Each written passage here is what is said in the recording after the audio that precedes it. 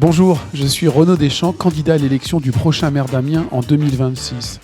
Dans ce podcast, je vous emmène avec moi dans cette fabuleuse aventure de candidat pour vous faire partager toutes les étapes menant à mon élection. Bonjour à tous, bonjour Renaud. Bonjour Stéphane. Bienvenue dans ce nouvel épisode du podcast Le Candidat. Alors aujourd'hui Renaud, on va parler de ton rapport à la vie politique et on va commencer par la question: comment arrive-t-on en politique? Comment toi, tu es arrivé en politique? Alors c'est sous forme d'histoire, je vais vous raconter une histoire. Alors je pense que ça se fait un peu par hasard, mais avec des prédispositions qu'il faut avoir. Alors, par quoi commencer ? Je pense que les prédispositions que j'avais, c'est que j'ai toujours été intéressé par la chose publique. Et j'ai un souvenir d'ailleurs, c'est que quand j'étais en école élémentaire, le mercredi, mes parents me mettaient chez ma grand-mère. Mmh. Et alors, je ne saurais pas dire si c'était à partir de CM1 ou CM2, mais je me souviens parfaitement qu'elle regardait les séances d'Assemblée nationale sur la 3. Non, ça n'existait pas, Public Sénat, c'était la 3. Et je regardais avec elle et j'aimais bien. J'aimais bien regarder ces joutes verbales entre les députés à l'Assemblée. Et ça, c'est mon plus vieux souvenir d'attrait pour la politique. D'accord. Donc ta culture politique, elle s'est certainement faite avec le temps, mais tes premiers souvenirs, ça serait ça. Ouais, ce serait ça. Et puis après, j'ai suivi un parcours classique, collège, lycée, une prépa qu'on appelait à l'époque prépa HEC pour se préparer aux grandes écoles de commerce. Et puis après, en école de commerce, alors à Amiens, j'avais suivi aussi il y avait des cours avec la fac de Sciences Po et j'allais aussi en Sciences Po. D'accord. Donc j'avais quand même toujours un petit peu ça. Ce virus était déjà Ah ouais, là. On peut parler de virus, je pense. Ouais. Tu dois forcément avoir un petit truc qui est en toi. Et justement, tu penses pouvoir en guérir un jour, ou si le virus de la politique est en toi, c'est quelque chose que tu gardes à vie et dont tu n'arriveras pas à te départir? Alors, ça dépend. Si c'est juste avoir de l'attrait comme ça pour la chose, ça peut partir. Comme des moments dans la vie, t'aimes le tir à l'arc et puis 3 ans après, t'arrêtes le tir à l'arc, par exemple. Mais là, à partir du moment où tu as mis le pied dans l'institution et que tu deviens élu et qu'un jour tu portes sur toi la charge d'élu et t'as été élu... tu touches à des choses tellement intéressantes et passionnantes. Et ça, c'est hyper passionnant d'être aux commandes d'une ville. Tu gères des choses qui ont un impact direct sur les Amiénois. Là, tu vois, on est dans mon salon et je vois par la fenêtre une dame qui est en train de promener son chien et elle n'a pas ramassé. C'est la déformation professionnelle, on va dire. Ça, clairement... T'es maire, tu mets en place une amende de 135 €. Tu mets en place une brigade verte qui contrôle ça. Tu mets en place ou tu mets pas en place des sacs de distribution de sachets. Tu mets en place ou pas une politique de communication envers les chiens. Tu fais, comme l'a fait le maire d'une certaine ville, des prélèvements obligatoires ADN des chiens recensés dans ta ville.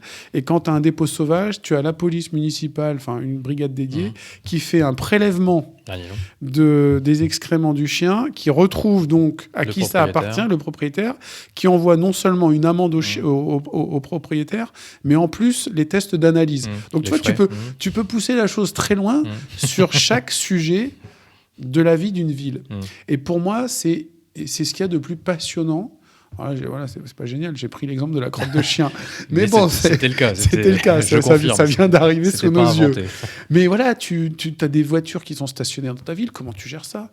Le stationnement résidentiel, la rotation des voitures, tu as des arbres, les branches qui tombent, les arbres qui meurent avec le réchauffement climatique, créer des îlots de fraîcheur pour que les habitants de la ville qui n'ont pas les moyens d'aller à la campagne puissent se rafraîchir.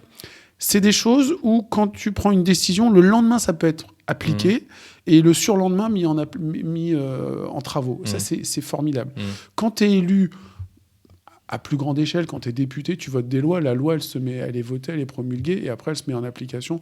La loi retraite, tu vois, on va en voir les premiers effets dans 10 ans ou dans 15 ans ou dans 20 ans. Donc, c'est du travail de long terme. Quand tu es maire, c'est du travail d'hyper court terme, aussi du long terme, parce que tu dois gérer les deux. Mais la gestion du court terme est passionnante. Et moi, c'est ça qui m'a passionné. Mais je me suis un peu égaré. Comment je suis entré en politique ? Comme j'étais passionné par tout ça, je pense qu'il faut avoir un tempérament curieux. Et comme j'étais curieux, quand j'avais 18 ans et quelques, je m'intéressais à tout ce qui se passait dans ma ville, d'Amiens, et je regardais, je lisais le bulletin municipal, les choses, et plus j'ai grandi, plus j'ai vieilli, plus j'ai pris de la maturité, mûri, plus je suis aussi allé à des réunions publiques, à des manifestations, à des vœux du maire. Et tout ça, ça m'a créé une petite culture. Et à l'époque, il n'y avait pas encore les réseaux sociaux, tout ça, j'avais créé un blog, l'ancêtre des sites internet, et j'avais écrit un blog ça s'appelait La Ficelle, la ville d'Amiens vue par un non-amiénois, parce que j'étais né à Paris, moi, donc j'étais un immigré parisien venu à Amiens. Et en fait, un jour, je vais à une réunion publique, intéressante, sur les commerçants de la gare. Et puis, pendant la réunion, il y a un jeune homme qui vient me voir. Il fait « Bonjour monsieur, vous êtes Renaud Deschamps ?» Pas devant tout le monde, il me le dit en aparté. Je fais « Oui ». Il fait « Est-ce que vous voudrez bien venir me voir à la fin de la réunion ? J'aimerais vous parler, s'il vous plaît. » Je fais « Oui, d'accord. » Je ne savais pas qui c'était. À la fin de la réunion, je vais voir ce monsieur. Il fait « Écoutez, je suis le directeur de cabinet de Brigitte Fourré. » Donc, c'est l'actuelle maire d'Amiens, qui à l'époque était conseillère départementale. Je suis passionné par ce que vous écrivez. Je trouve que vous êtes un non-amiénois, mais vous parlez d'Amiens avec le cœur. On voit que vous aimez cette ville. Est-ce que je peux vous mettre en relation avec Brigitte Fourré ? Elle aussi, je sais qu'elle lit votre blog.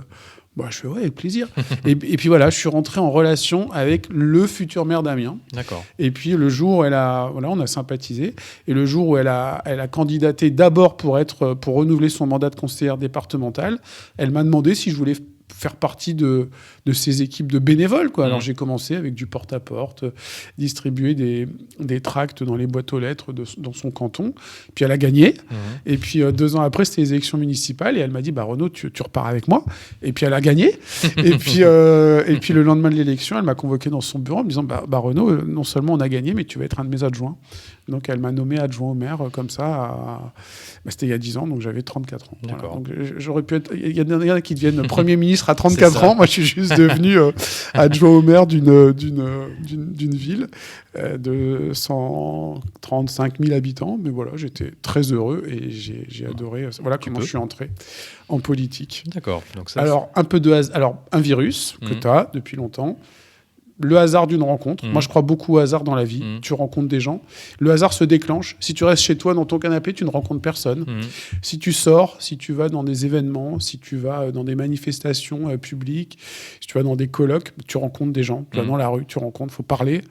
Et après, la vie qui fait que tu choisis de donner suite ou pas. Ton investissement personnel dans l'aventure.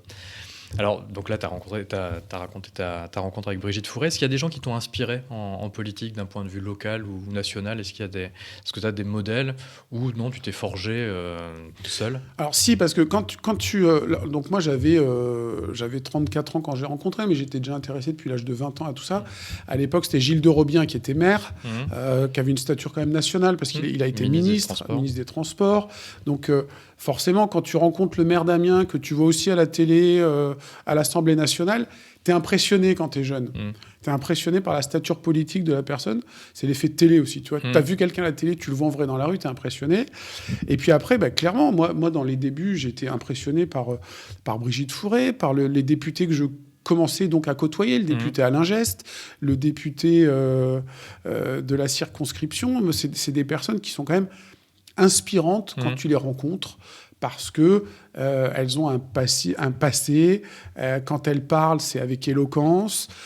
Quand elles t'expliquent un sujet technique ou que tu comprends rien, elles arrivent, de par leur expérience, à te faire comprendre les choses assez rapidement. Et ça, c'est très inspirant. Et je pense que quand tu es jeune, tu dis c'est quand même ce genre de personnes qui font avancer la ville, et c'est quand même sympa de les côtoyer. Donc quand j'étais jeune maire adjoint, je me souviens que le député de l'époque, donc Alain Geste, qui était aussi adjoint au maire, donc comme moi très, très révérencieux, je le voyais. Je dis, mais Renaud, on est adjoints tous les deux, tu vas me tutoyer. Oui, d'accord. Mais au début, tu es très impressionné. Mais voilà, alors aujourd'hui, je suis leur opposant, mais j'ai quand même beaucoup de respect pour eux, parce qu'ils ont une carrière derrière eux. Moi, je trouve que pour certains, leur carrière est un peu longue, ils ne savent pas s'arrêter. Mais il y en a d'autres, quand ils ont toutes leurs facultés physiques, intellectuelles, et que ça marche, et on voit ces exemples dans de nombreuses villes et communes de France. Pourquoi les arrêter ? L'âge, c'est dans la tête, hein, bien souvent. Alors après, forcément, tu peux être atteint par des handicaps physiques, la vieillesse. Mais tant que le ciboulot fonctionne, tu as des personnes qui sont inspirantes comme ça, et tu te dis, bah voilà, je suis fier de faire partie, de les avoir eu comme modèle. Et tu t'en inspires tout le temps. Très intéressant. Donc là, maintenant, on va parler un petit peu plus de toi. Là, toi-même, tu es en politique. Après, tu es en train de me demander si moi-même, je suis inspirant pour des jeunes, si je suis en train de vieillir. Non, pour le coup, je pourrais poser la question, parce que depuis que tu es dans la vie politique, on se retourne sur toi, il y a des gens qu'on croise dans la rue. Je peux te poser la question maintenant, d'ailleurs. Est-ce que ça a changé quelque chose, justement, le fait d'être en politique et d'être connu et reconnu d'un point de vue local, mais sur Amiens, c'est clair que quand je me promène avec toi, on voit la différence. On voit les gens qui se retournent, qui viennent te poser des questions. Oui, alors moi, là, ça fait 10 ans que je suis... on peut appeler ça personnage public, parce que tu passes...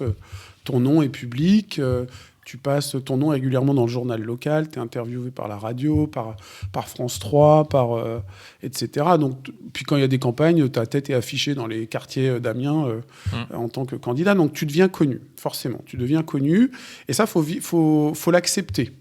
Donc ça peut être sympa... Et je sais qu'il y a des candidats qui n'aiment pas ça parce qu'une fois qu'ils sont plus candidats, ils aimeraient... une fois qu'ils sont plus dans leur fonction politique, qu'ils rentrent chez eux, ils aimeraient être tranquilles. Alors oui, quand je suis chez moi, je ne suis pas embêté, il n'y a jamais personne qui vient taper à ma porte. Par contre, quand je suis dans la rue, j'ai toujours en moi ce petit bonhomme sur l'épaule qui me dit « fais pas n'importe quoi, tu es forcément reconnu et regardé ». Donc, je vais donner des exemples triviaux, mais... si j'ai un chewing-gum dans la bouche, tu vois, il y en a certains qui seraient tentés de le cracher par terre. Voilà, faut pas faire ça. T'as le nez qui gratte, tu vas pas te mettre le doigt dans le nez. T'es au volant, t'as un piéton qui traverse n'importe comment, tu ouvres pas le carreau pour l'insulter. Voilà, des choses que tu pouvais te permettre avant, peut-être, selon ton caractère. Tu te restreins, tu dois être exemplaire. Je pense que tu dois être exemplaire. Et après, sur la notoriété, moi, je le vis très bien. Et en plus, j'en joue parce que je vais au-delà de ce que je pourrais faire. C'est-à-dire, je suis présent je me suis mis beaucoup sur les réseaux sociaux. C'est aussi ce qui m'a fait connaître. Facebook à l'époque, après Instagram. Aujourd'hui, beaucoup TikTok. Et alors, depuis que je suis sur TikTok, ça fait un an et demi. Là, c'est la population des collégiens, des lycéens qui me reconnaît, mais systématiquement, tout le temps. C'est-à-dire que là, je suis beaucoup arrêté. Ouais, c'est Renaud Deschamps. Ouais, c'est Monsieur TikTok. Ouais, c'est... Alors, j'entends même, ouais, c'est le député, c'est le sénateur. Parce que parfois, ils ne savent pas forcément faire la différence. Alors, ils savent que je suis quelqu'un, pas forcément qui. Et moi, je trouve ça très sympa, je le vis bien. Donc, ils m'arrêtent, on fait un selfie, ils me demandent un selfie.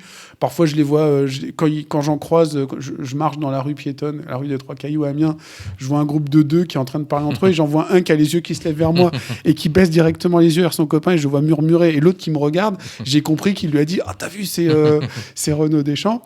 Et spontanément, ils osent pas me parler. En les croisant, je dis bonjour les jeunes, ça va ? Ah bonjour Monsieur Deschamps, ouais ça va, ça vous dérange pas si on fait un selfie ? Je trouve ça très très bon enfant. Donc moi j'aime bien. Tu le vis bien. Alors est-ce que ça peut pas dégénérer ? Alors j'irai pas jusqu'à des gens qui t'insultent ou qui te prennent à partie, c'est peut-être déjà arrivé, mais je pense aussi que des gens viennent te demander des faveurs en se disant tiens lui il est élu, on va pouvoir lui demander tout et n'importe quoi. Est-ce que ça c'est pas un côté pervers ? Est-ce que c'est quelque chose que tu subis ou pas ? Alors c'est pas un côté pervers, on est là pour ça. Quand tu es élu, tu es là pour servir. Que tu sois dans la majorité ou dans l'opposition, pour moi, élu, c'est servir. On est le réseau des gens qui n'ont pas de réseau. Donc, je reçois en moyenne 5 messages privés par jour sur les différents réseaux sociaux. Messenger, WhatsApp, TikTok, etc. Des personnes qui te sollicitent pour tous les sujets. Je pourrais te faire une liste depuis 10 ans. Je pense que j'ai eu tout. Une demande de logement, une demande de poubelle, une demande de... Je suis locataire chez un bailleur social, j'ai une ampoule grillée, est-ce que c'est à moi de la payer ou au bailleur ? Enfin, les gens faut pas se moquer. Non, il y a des gens, ils ne savent pas. Ouais, voilà, il y a des gens, ils ne savent pas, et donc ils t'identifient à la personne référente qui sait tout. On n'est pas ceux qui savent tout.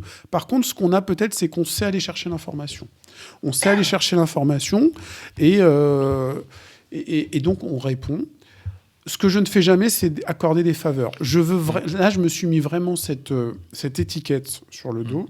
Je suis quelqu'un de sans étiquette, mais j'ai cette étiquette que je me suis... Enfin, cette vertu, c'est de ne pas utiliser mon statut d'élu pour pistonner, passe-droit, etc. Bien souvent, le type de passe-droit pour lesquels on me sollicite, c'est faire passer mon dossier avant les autres dans les commissions d'attribution des logements, dans les offices HLM, chez les bailleurs sociaux. Ou les crèches, les places en crèche, ce genre de non, choses. alors ça, j'ai jamais, parce que pour le coup, on a grosso modo, à part quelques quartiers, pas de difficulté à mettre son enfant en crèche. Mais surtout sur les logements, il y a des personnes qui veulent changer de quartier, ou alors avoir plus grand. Ah, monsieur Deschamps, je suis mère célibataire, j'ai 3 enfants, mon mari nous a quittés, est-ce que vous pouvez pousser ma candidature pour que machin. Là, je suis dans le privé, je vais aller dans le public. Je veux pas, pour plein de raisons. La première, c'est que historiquement, ça a été créé pour que ce soit plus ou moins anonymisé, et que quand les dossiers arrivent, c'est une commission d'experts indépendants et d'élus qui étudient les dossiers en fonction de critères très objectifs. Revenu de la personne, statut marital, etc., etc. Et si toi, en tant qu'élu, tu arrives et que tu pistonnes quelqu'un et que tu fais passer cette personne devant les autres, eh ben en fait, tu lèses une autre personne. Tu lèses la personne qui se retrouve 3e ou 2e alors qu'elle était première dans la liste parce que tu as fait passer l'autre. Et donc, en rendant service à quelqu'un, tu donnes un coup de couteau dans le dos à une autre personne. Donc, je ne veux pas faire ça. D'accord. Et je le dis clairement, je ne le ferai pas non plus en tant que maire. Il y a des commissions qui existent pour ça, c'est les commissions qui gèrent ça. C'est très clair, et c'est très bien. Alors, il n'y a pas que la politique dans la vie, c'est de notoriété publique, tu as un métier à côté, tu es assureur. Est-ce que tu peux nous en dire plus sur cette répartition entre la vie professionnelle, la vie politique, et puis peut-être aussi la vie privée, parce que bien sûr, ça vient empiéter aussi sur la vie personnelle. Comment tu répartis un petit peu les charges ? Je tiens à garder mon métier le plus longtemps possible. Donc déjà, financièrement, tant que je suis dans l'opposition, avec l'indemnité d'élu d'opposition qui est très faible, tu peux pas en vivre. Donc tu es obligé d'avoir un métier à côté. Donc ça, je tiens à le garder. Et en plus, ça me permet de garder un pied dans le réel et dans les problématiques concrètes des Amiénois, des administrés et des Français tout court. Se lever le matin, aller chercher un salaire, payer des impôts, avoir des problèmes de stationnement de circulation pour aller au travail. Et puis, ça me permet de rencontrer des gens. Les gens qui viennent s'assurer chez moi, on parle. Donc, ça me permet d'avoir aussi un contact avec. Le temps politique, c'est un temps du matin, du soir et du week-end. Et le temps professionnel, c'est un temps de journée. Donc, en fait, dans une journée, j'ai 2 journées.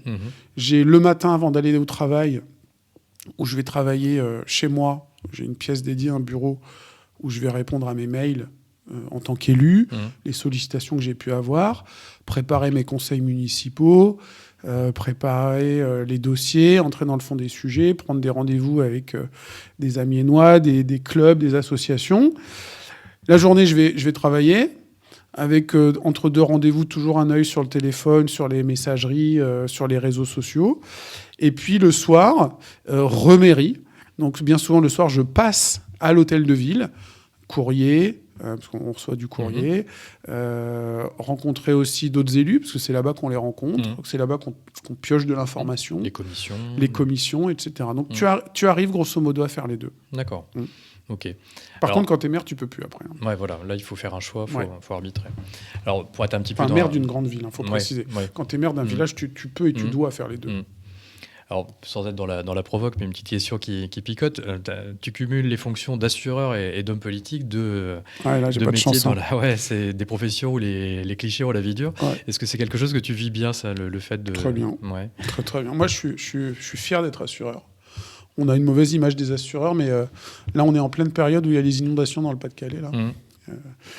On est en décembre-janvier 2023-24. Là, il y a les habitants du Pas-de-Calais qui sont les pieds dans l'eau. À un moment donné, les assureurs vont entrer en jeu et ils vont payer. Et quand on prend des cotisations à un assuré, il n'est pas content parce qu'on les prend tous les mois. Mais quand on paye une assurance habitation 30 € par mois et qu'on l'a que depuis 2 ans, et donc on a payé 600 euros, et qu'on se fait rembourser des dégâts à hauteur de 100 000 euros ou 200 000 euros, eh ben on est fiers de faire ce métier. Quand je vends une assurance vie, un capital décès à une personne qui a 35 ans et qui me dit « mais non, c'est pas la peine, je vais pas mourir tout de suite », on ne sait jamais. On ne sait pas quand on va mourir. Et que la personne décède 2 ans après, et qu'elle a cotisé 24 cotisations à 15 euros par mois, et que sa femme va toucher en contrepartie, alors ça ne va pas lui rendre son mari, mais ça va lui donner 300 000 euros, ça va lui donner une bouffée d'oxygène. Moi, je suis fier de faire ce métier. Ce n'est pas un métier de voleur. Quand on le fait bien, ce n'est pas un métier de voleur. Et la politique, c'est pareil. Quand on fait bien de la politique, on n'est pas un escroc, on n'est pas un charlatan. Dans tous les métiers, dans toutes les fonctions, il y a des escrocs et des charlatans qui font la mauvaise réputation du métier ou de la fonction. Eh ben, à nous de faire en sorte à moi de faire en sorte que mes clients aient une autre image de l'assurance et que mes administrés aient une autre image de la politique. Eh bien, ça c'est dit. Merci beaucoup Renaud. Si vous avez aimé cet épisode, n'hésitez pas à liker, commenter, partager, à vous abonner sur les différentes plateformes de podcast. Et je vous donne rendez-vous dans un prochain épisode où nous aborderons un autre sujet. Merci Renaud. Merci Stéphane, à bientôt.